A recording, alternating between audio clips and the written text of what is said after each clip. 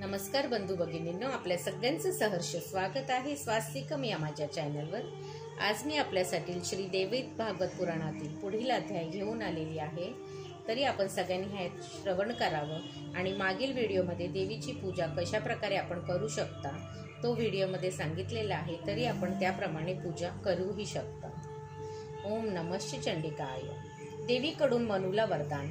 जन्मेजय म्हणाला, हे मुनिवर, आपण सूर्य चंद्रवंशात होऊन गेलेल्या राजांच्या सतकथा वर्णन केल्या आणि मी ते ऐकल्या।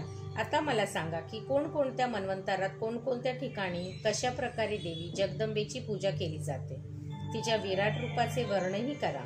व्यास म्हणाले, ऐक, पुराण काळची गोष्ट आहे। नारदांना विष्णूने सांगितले होते, विश्वाचे तत्वकथन करतो, ज्यामुळे मृत्यूलोकात निवासिंतिका भ्रम दूर होतो। मी मागेही सांगितले होते की जगतत्व भगवतीच आहे आणि असे ऋषी, देव, गंधर्व इत्यादी सर्व ज्ञानीजन म्हणतात। तीच देवी सृष्टी निर्माण करते, तीच पालन आणि संहार करती, त्रिगुणात्मिका आहे।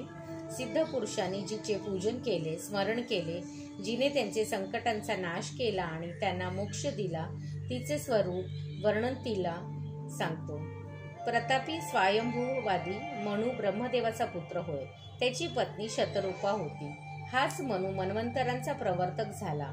एकदा हा मनु आपल्या पित्याकडे ब्रह्मदेवाकडे गेला, तेव्हा प्रजापती ब्रह्मदेव म्हणाले, हे पुत्रा, तू देवी श्रीची उपासना कर, कारण ती प्रसन्न झाली म्हणजे प्रजेची सृष्टी चांगल्या प्रकारे होईल।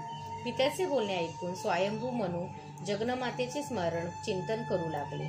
तेव्हा मनुवर प्रसन्न होऊन देवी म्हणाली, हे ब्रह्मपुत्र, तू वर माग। तेव्हा मनु म्हणाला, हे कृपामयी देवी, तू प्रसन्न झाली असलीस तर असे काही कर की ज्यामुळे प्रजासृष्टीचे काम निर्विघ्नपणे होईल।